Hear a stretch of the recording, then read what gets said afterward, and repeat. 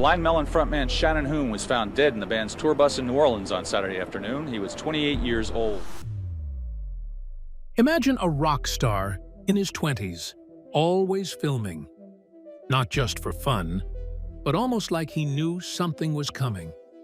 Shannon Hoon wasn't just the voice behind Blind Melon's breakout sound. He was a man haunted by the weight of fame, addiction, and maybe even premonition. In the final days of his life, he recorded everything.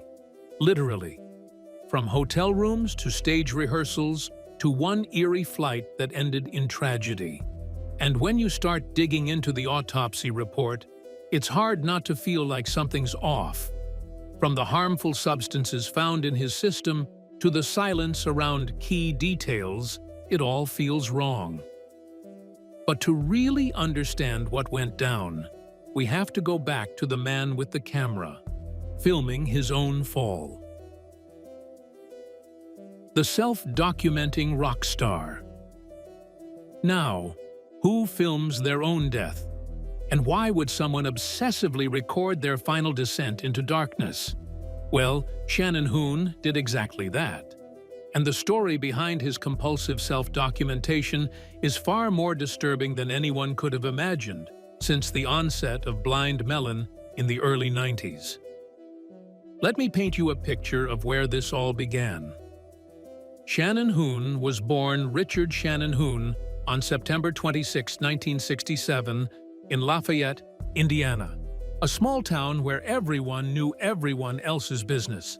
His father, Dick, was a bricklayer, and his mother, Nell, managed a local bar. Shannon was raised in the nearby town of Dayton with his older half-siblings, Anna and Tim. Now, here's where things get interesting because Shannon's path to rock stardom wasn't through the usual garage band route that most musicians take. In high school, Shannon was what you'd call a total jock, earning 9 varsity letters across football, wrestling, and track, where he was a pole vaulter. His classmates even voted him class flirt and trendsetter, though ironically not most musical. After graduating from McCutcheon High School in 1985, Shannon joined local bands like Stiff Kitten, but his real breakthrough came through a family connection that would change everything. The connection that launched Shannon's career was absolutely wild when you think about it. His older sister, Anna, had been childhood friends with another Lafayette native who had made it big in Los Angeles, and that friend happened to be Axl Rose from Guns N' Roses. When Shannon decided to move to LA in 1990 to pursue music, Anna called Axl and asked him to look out for her little brother.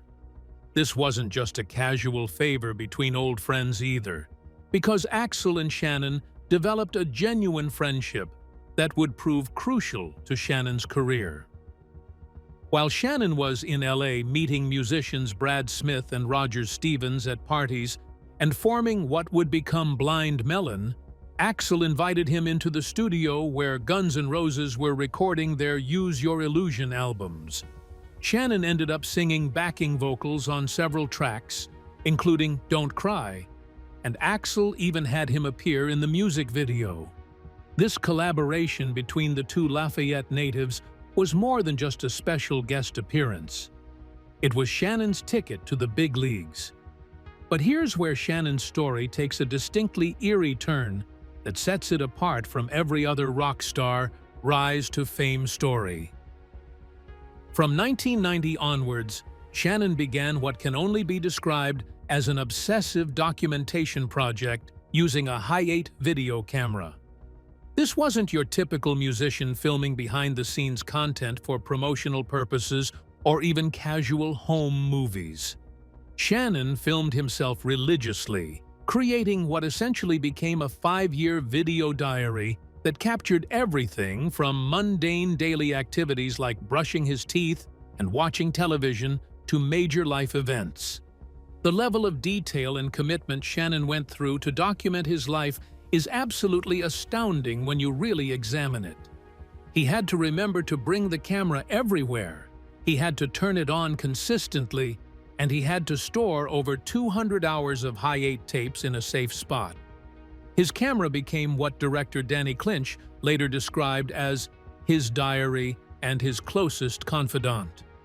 Shannon filmed conversations with his alcoholic father and arguments with police, and even taught his girlfriend, Lisa, how to use the camera. What makes this self-documentation particularly chilling is the timing of Shannon's success with Blind Melon. The band's self-titled debut album, released in 1992, went triple platinum largely due to the massive success of No Rain and its iconic B-Girl music video.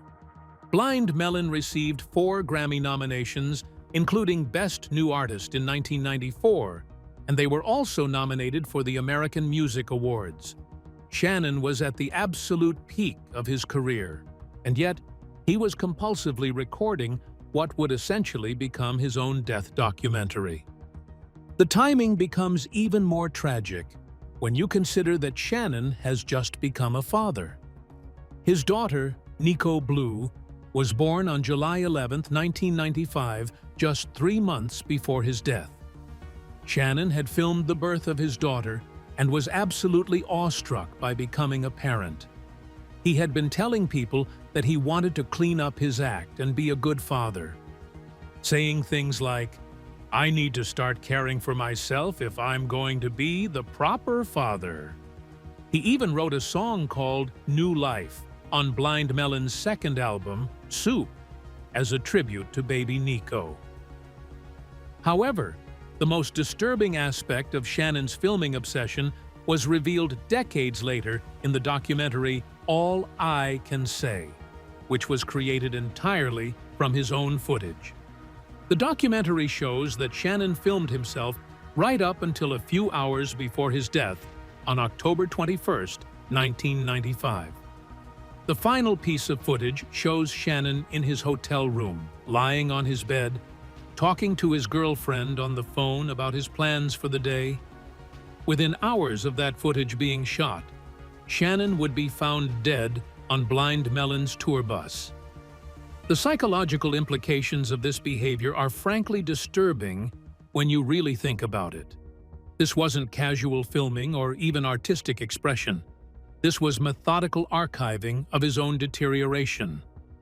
Shannon had meticulously numbered and dated his footage, creating a comprehensive record of his final 5 years.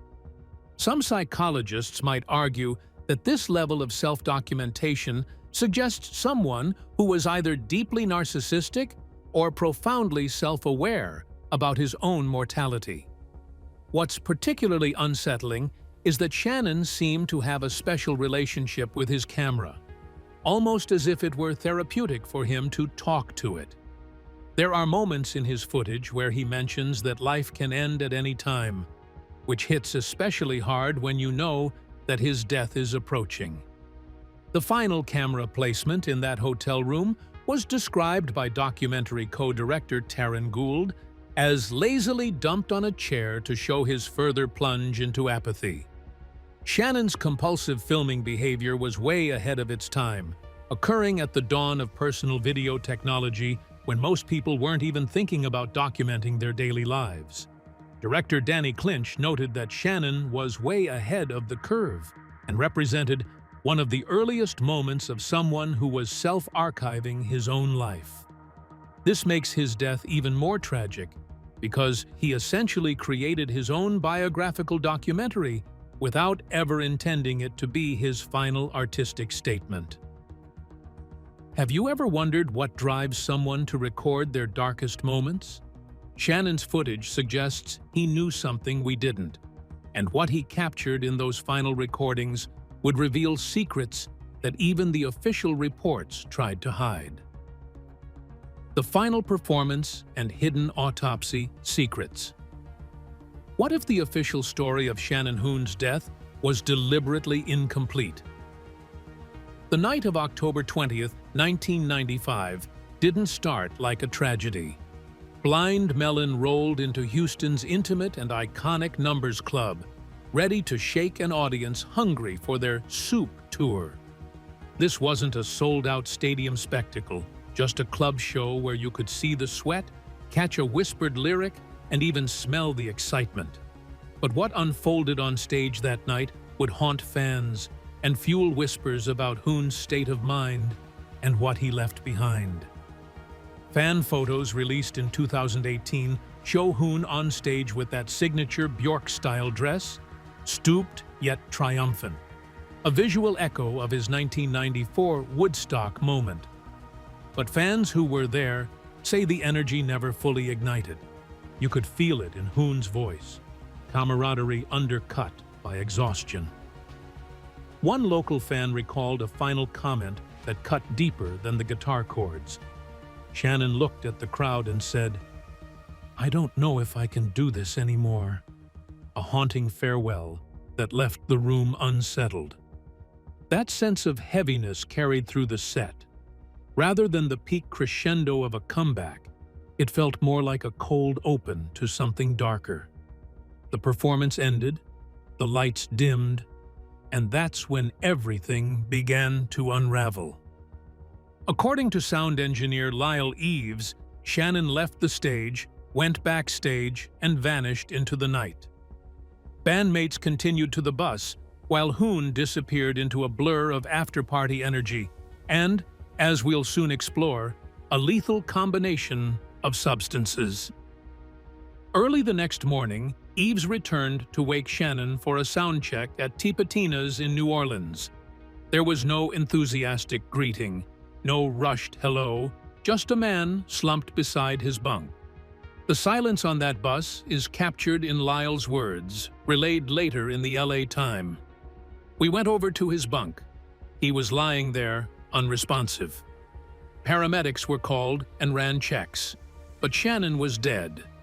Pronounced at around 2 p.m. at age 28. The official cause was acute harmful substances toxicity. But here's where things twist.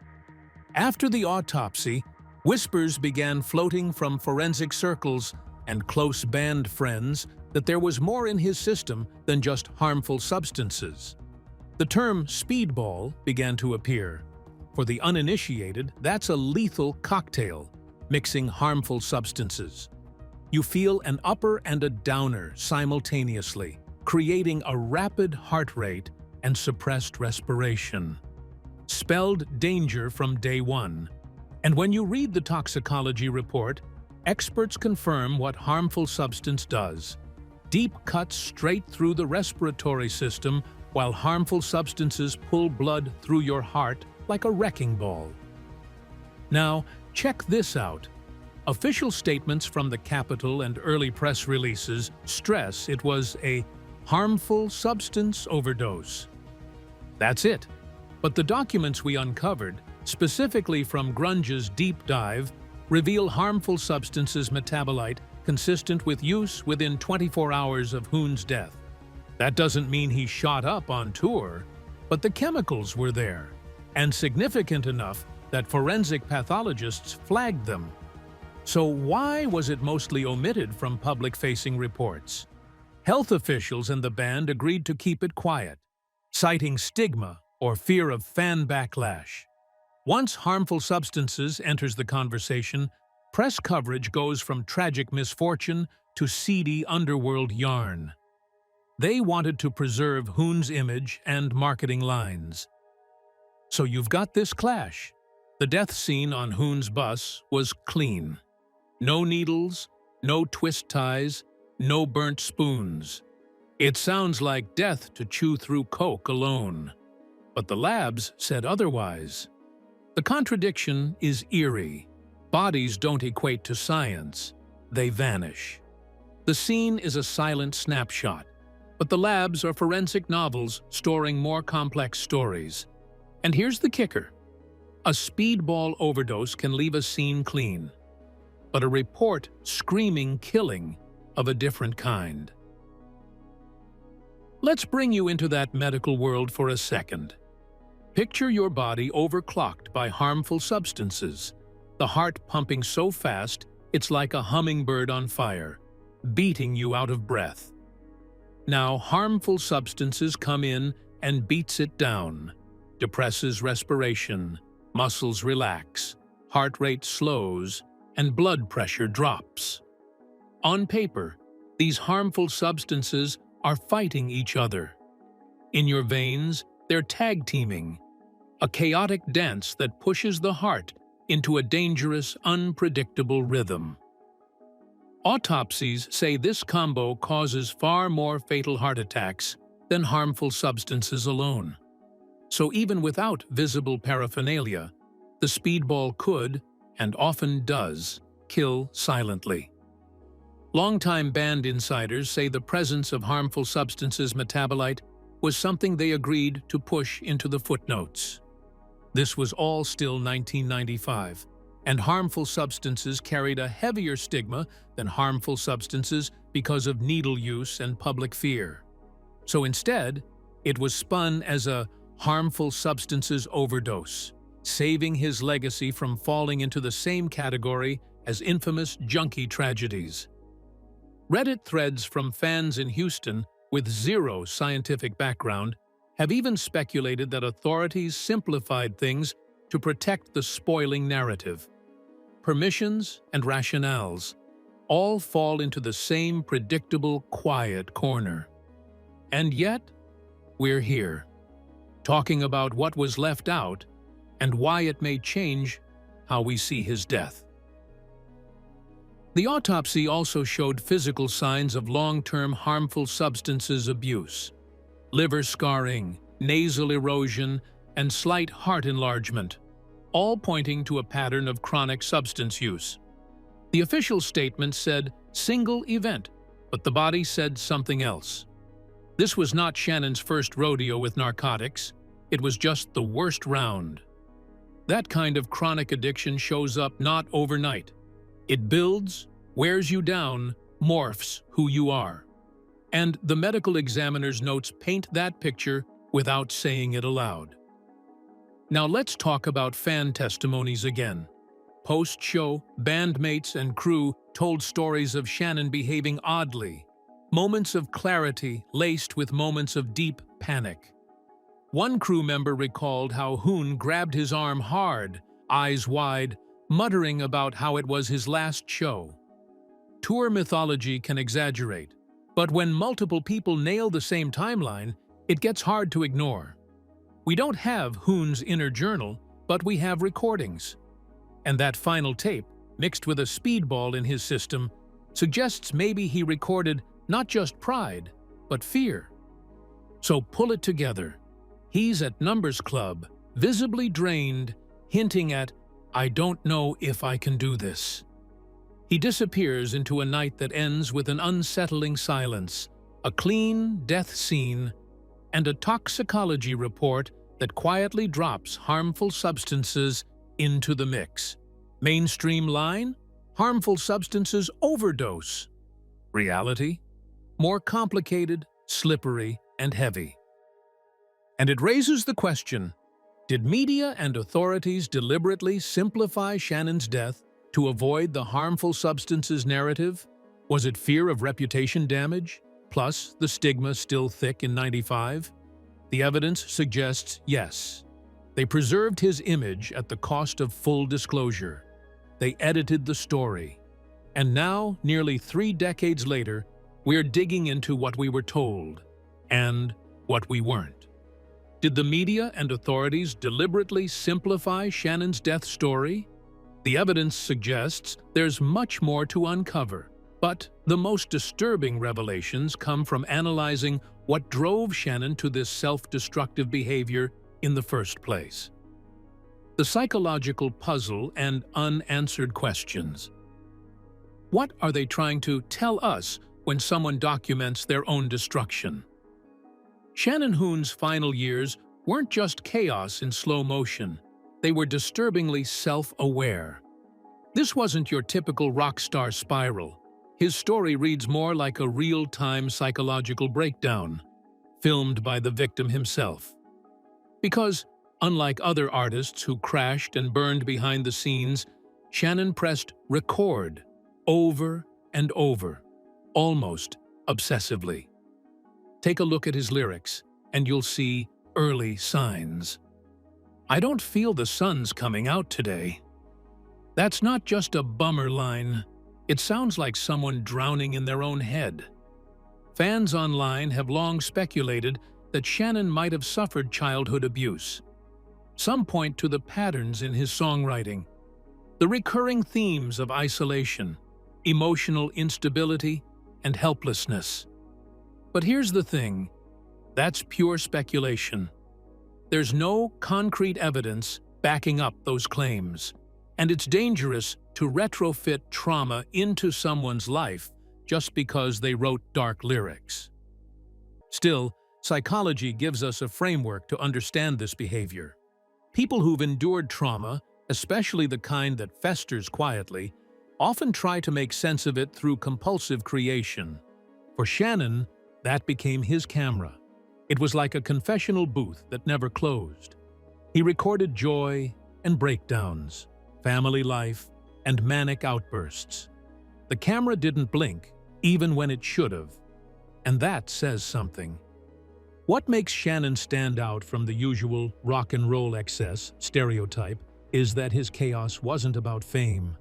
He didn't blow money on crazy cars or trash hotel rooms like a wannabe Keith Moon. Instead, he became an archivist of his own decay. Hundreds of hours of footage shot by him, of him, sometimes smiling, sometimes confused, sometimes looking like he's already gone. He wasn't chasing a party, he was documenting the crash.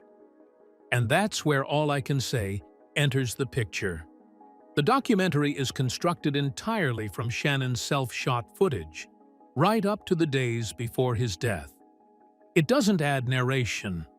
It doesn't include interviews or hindsight commentary. It just plays out, like a slow, uncomfortable fall. There's no guide, no interpretation. It leaves you with an eerie sense of helplessness, as if you're watching someone disappear in real time, and all you can do is sit there. But this raises an ethical nightmare. Should we even be watching this? This wasn't some reality show. It was his actual breakdown. Some fans feel they're violating something sacred by watching his final days. Others argue that it's the purest, most honest portrait of addiction we've ever seen. There's no filter, corporate cleanup, or PR team spinning his legacy. Just raw, unfiltered Shannon, joy, rage, fear, and all. And here's where things start to get muddy. The official story says Shannon died of a harmful substances overdose, but early reports mentioned other harmful substances too. And if you've followed rock history long enough, you know how quickly narratives get rewritten to protect careers. Back in the 90s, saying your lead singer died of harmful substances was a death sentence for any band trying to stay afloat. So the industry did what the industry does. It minimized, sugar-coated, hid the mess behind a neat label. Inside the band, that death left scars. Brad Smith, the bassist, had watched his best friend spiral. He knew Shannon was struggling, but when you're young and your band's blowing up, denial becomes a survival tool. The sound engineer who found Shannon's body described the moment as unreal. One minute, they were prepping for a show. The next, they were staring at death in a tour bus. Then there are the alternative theories. Some fans believe Shannon wasn't just self-destructive. He might have been quietly harming himself. The theory goes that his constant filming wasn't just obsessive, but premeditated, a way to control the narrative. Others think he was trying to reach out, to say, "Someone please notice I'm slipping." The tapes then become a confession, and a last-ditch cry for help that never gets answered. And then you've got the conspiracy whispers that maybe someone, management, the label, even close friends, helped bury the real cause of death. Not in a sinister criminal way, but through silence, through omission. Nobody wanted another grunge tragedy on their hands, not when money, tours, and reputations were on the line. But still, something doesn't sit right. The footage shows a man who knew he was in trouble. You can see it in his eyes. He looked directly into the lens, as if it were the only thing that would tell the truth. And maybe that's the hardest part. He told the truth, and nobody listened. Fans who've watched All I Can Say often come out feeling like they've been through a war. It's not just a movie. It's a slow-burning emotional experience that leaves you drained. Some called it hauntingly intimate. Others said it felt like peering into a man's soul moments before it cracked. It's hard to watch without feeling like you're intruding on something sacred, like reading someone's diary after they've passed. And yet, maybe that's what Shannon wanted. Perhaps this wasn't about privacy. Maybe it was about legacy. Maybe he wanted people to see what addiction looks like when the music fades and the lights go out. Perhaps he wasn't chasing fame, but trying to leave behind a warning. Because let's be real, this wasn't a rock star gone wild. It was something much sadder, much deeper. It was a young father, a struggling artist, and a man who couldn't outrun his demons, no matter how fast his career took off. The big question remains, what was Shannon trying to tell us? Was the footage a desperate SOS or a final work of art? Did he want the world to see him fall? Or was he hoping someone would catch him before he hit bottom? These are questions that'll probably never get answered. But they linger. And that, more than anything, is what makes Shannon's story so haunting. Because when you watch his life unfold through his own eyes, you don't just see a man unravel. You see a puzzle that no one had the courage or the time to solve. Should private footage of someone's final days ever be made public? And what do you think Shannon was really trying to communicate through his obsessive recording? As we piece together these disturbing details, Shannon's story becomes a cautionary tale about fame, addiction, and the price of self-awareness. The prophetic legacy of a documented death. What happens when someone's private death spiral becomes their most important artistic statement? Shannon Hoon didn't just live in front of the camera. He died in front of it too. And no, that's not just poetic phrasing. It's brutally literal. The hundreds of hours of footage he recorded were more than just chaotic backstage tapes or a rock star flexing his access. They were methodical, emotional, and strangely intentional, like he was building something, like he knew it would all end in tragedy, and he wanted to make sure you saw it. Now, whether or not that was his exact goal, we can't say for sure. But here's what we know. All I Can Say, the documentary made entirely from his self-shot footage, doesn't feel like a highlight reel. It feels like a visual self-harm note, not in the sense of a goodbye world letter, but as a full-blown, slow-burning meditation on self-destruction. You're not just watching someone lose control, you're watching someone document the loss, like an archivist in the middle of an earthquake. And what makes this even more devastating? It didn't have to be this way.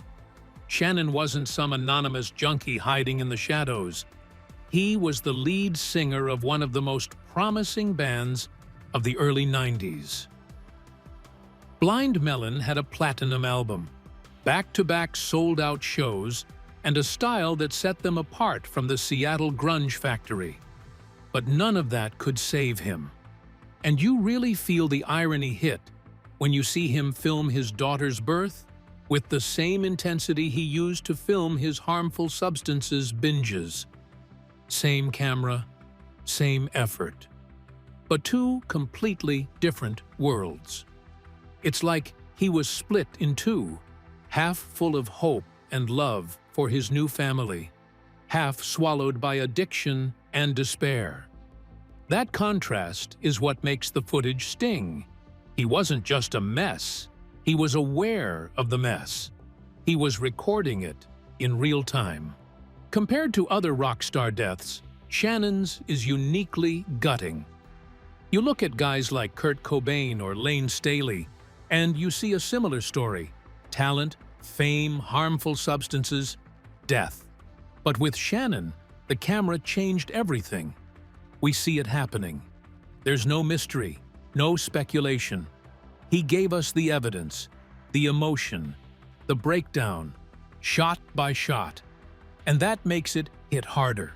Because you can't unsee it. You can't pretend you didn't know how lost he really was. And here's where things start to feel weird. His filming wasn't sloppy or chaotic. It was intentional, focused. He knew what he was doing. He framed shots. He talked directly to the camera like he was leaving messages for someone. Maybe the public, maybe his daughter, maybe just himself. But you feel it. The method behind the madness. And that turns this footage from just voyeuristic tragedy into something that feels prophetic. When All I Can Say finally dropped decades later, the response wasn't just about nostalgia. People were shaken. Fans who grew up on Blind Melon suddenly realized they had no idea what Shannon was really going through. Critics praised the film for its raw honesty. It wasn't a tribute. It was a warning. A time capsule from a man who knew he was running out of time and wanted anyone to pay attention. And did it change the conversation around addiction? Absolutely. Shannon's story put a different kind of spotlight on the pressures of fame. Most rock star documentaries wrap up with a message of redemption or recovery. This one didn't. There was no clear ending, no comeback tour, just a camera fading to black. Blind Melon was never the same after Shannon's death. They tried to move on. They even reunited years later with a new vocalist. But Shannon wasn't replaceable. His voice, his presence, that chaotic spark, it was the soul of the band. And the industry took note. Artists started getting more vocal about mental health. Labels started, slowly, putting systems in place to catch these downward spirals before they turned fatal. Not always successfully, but the conversation had begun. What Shannon left behind wasn't just a discography. It was a visual diary of addiction, fame, fatherhood, and collapse. And in a weird way, it made him more human than most celebrities ever get to be. No polish, no spin, just the truth. Ugly, beautiful, confusing truth. And the fascination hasn't died down. If anything, it's grown. Every year, new fans stumble across his footage and get pulled into that world. Because it still feels fresh. Still feels important. Like we're all still trying to figure out what it meant. Was Shannon trying to warn us? Was he trying to punish himself? Or was he just trying to hold on to something real in a world that was quickly spinning out of control? Whatever the answer is, his story hits differently. Because when someone films their own downfall and leaves it for the world to see, it forces us to ask the big questions about addiction, about fame, about what it means to be seen and still feel invisible. And maybe that's what makes Shannon's death stand out in the long list of tragic rock endings. It wasn't just a loss, it was a message. One we're still unpacking. Do you think Shannon knew he was creating a documentary about his own death? Was this his final artistic masterpiece or his greatest tragedy? After Shannon Hoon's tragedy, what we're left with isn't just a tragic overdose. It's a raw, unfiltered chronicle of a man spiraling and seemingly aware of it. His Hide 8 tapes feel less like home videos and more like a living obituary. The hidden speedball, the eerie calm in his final recordings, it's like he knew. Was it a cry for help, a final masterpiece, or both? So when you hear "No Rain," again, listen closely. Maybe Shannon was trying to say goodbye all along. What do you think?